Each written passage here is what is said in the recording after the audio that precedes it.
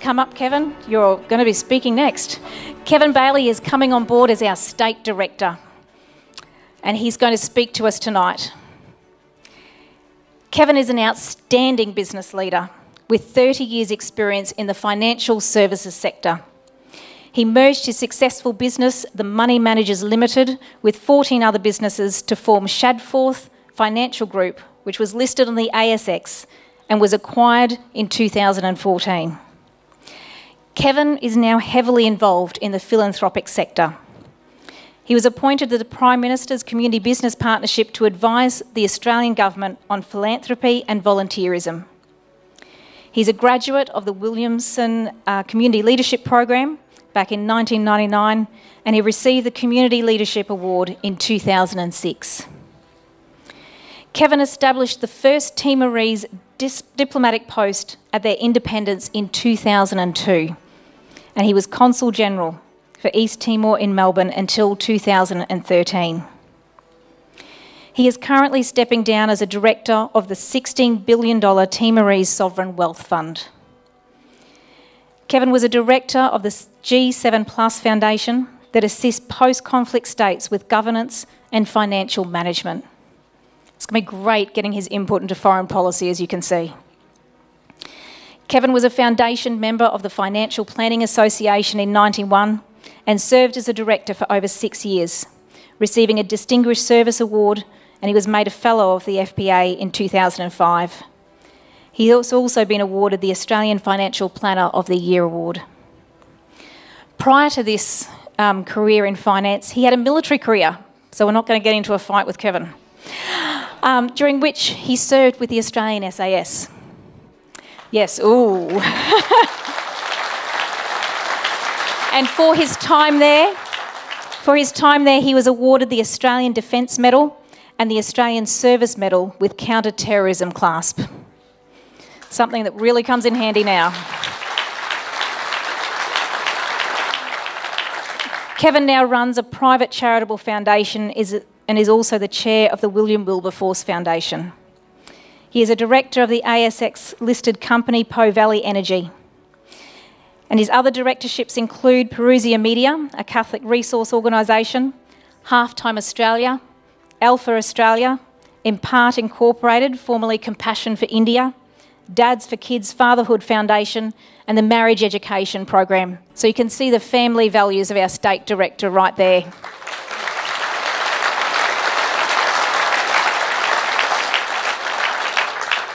Kevin was awarded the Medal of the Order, a Member of the Order of Australia earlier this year, and the Australia Day Honours for his significant service to Australia-Timor relations, to his philanthropic organisations, to the financial planning sector, and to the community. He lives with his wife Grace, and they have 7 children, aged 11 to 28. Yep, round of applause for that.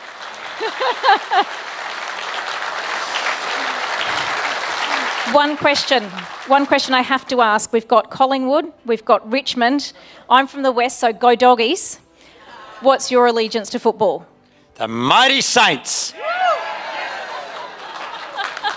Next year. So, with that, Kevin is coming on board as our State Director.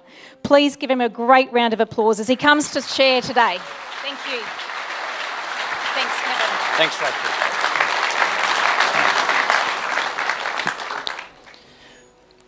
We are living in Socratic times.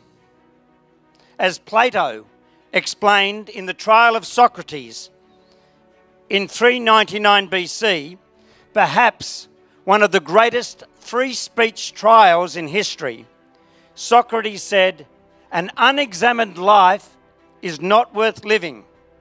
I'm here because I want to examine what I am ready to stand up for. I am searching for meaning. I'm searching for truth. I'm searching for excellence.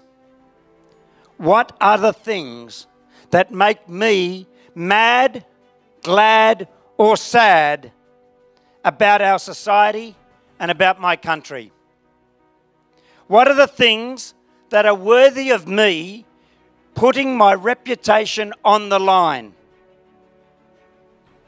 What is it that I can't see being destroyed by people who lie and cheat and distort?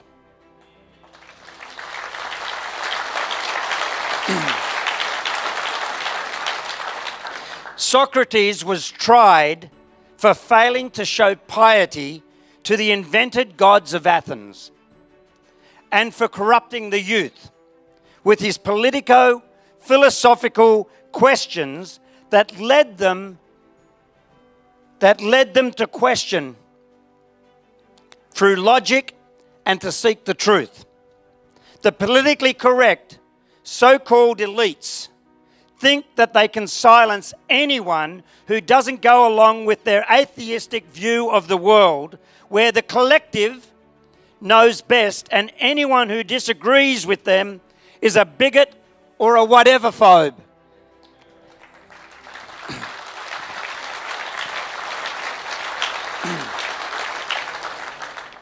I'm not prepared any longer to shrink beneath the intolerance of tolerance.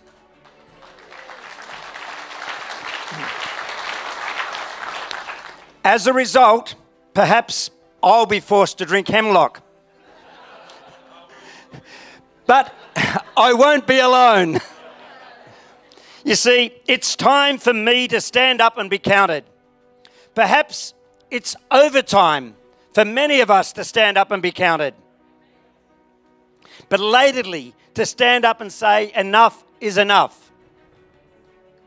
It's not good enough to stand on the side and criticise and bemoan the appalling state of affairs that I'm afraid I've been guilty of for many years. It's not good enough because there is only one truth, and it needs to be proclaimed with logic. It's not good enough to have our society run by slogans such as love is love and emotion, with no consideration of the consequences.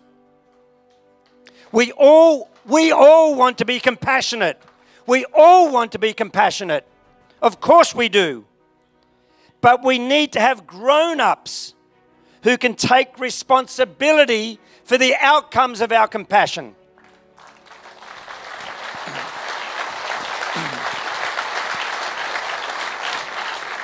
We are deeply in need of Socratic logic. We need to follow the logic. We need to teach our children logics. We need to make the argument. There can't just be three categories in society of victim, the victimizer, and the champions of the oppressed that we somehow have to all fit into and tick the box of which we are. And me as a white male, suddenly I can't be a victim of anything and I must be an oppressor.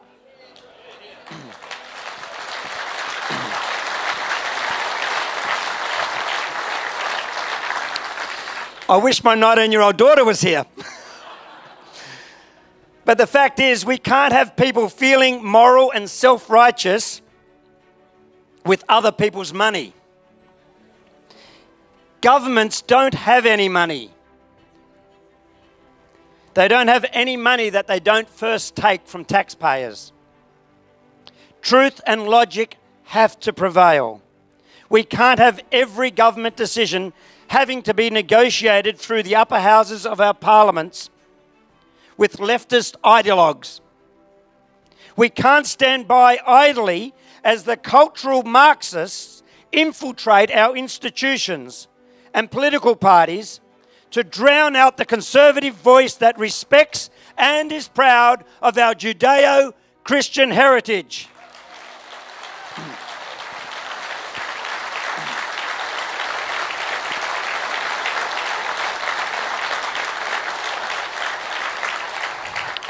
It's Western civilization that created the liberty we all enjoy and are in danger of losing if we don't fight for it.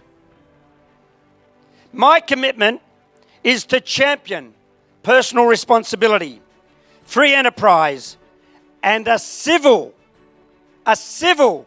society in every meaning of the word.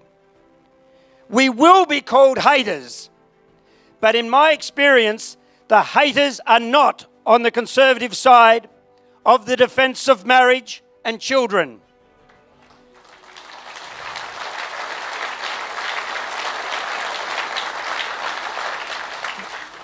The haters are not on the conservative side of gender ideology, the abortion debate, or the euthanasia-assisted suicide debate. The liars are not on the conservative side of global warming discussions.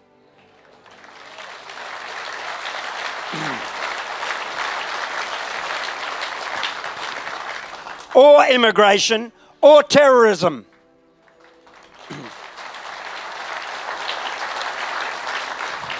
The time for lies and distortion is over. We have to champion socially conservative truths, but we also have to champion the free market and economic prudence. Benjamin Franklin said that the path to prosperity is industry and frugality. That goes for governments as well as for households.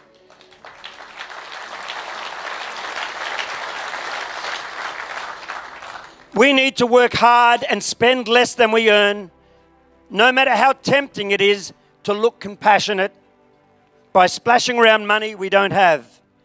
As State Director, I am here to tell you that we can't go on and we can't do it without your help.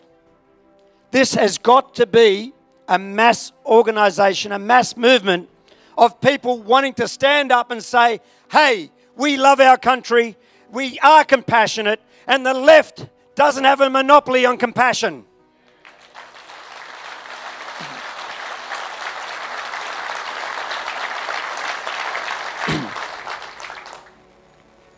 We need you to sacrifice and get behind this movement, because we have got the fight of our lives on our hands.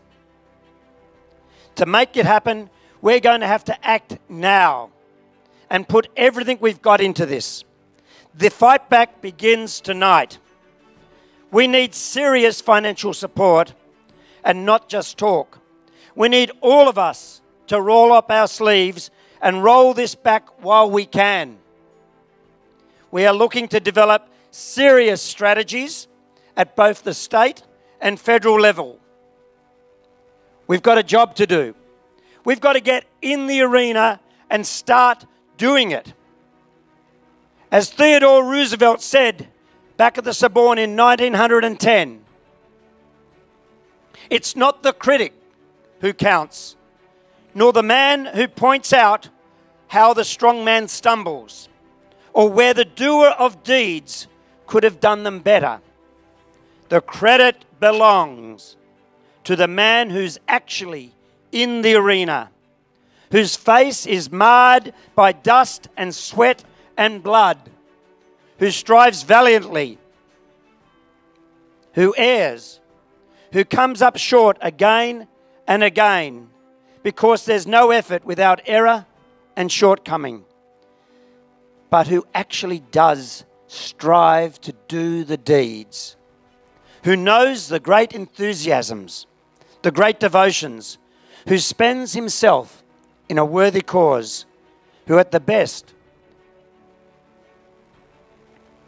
knows in the end the triumph of great achievement, and who at the worst, if he fails, at least he fails while daring greatly, so that his place shall never be with those cold and timid souls who know neither victory nor defeat. Yes.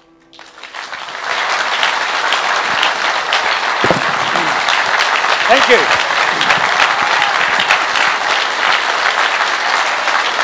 Woo!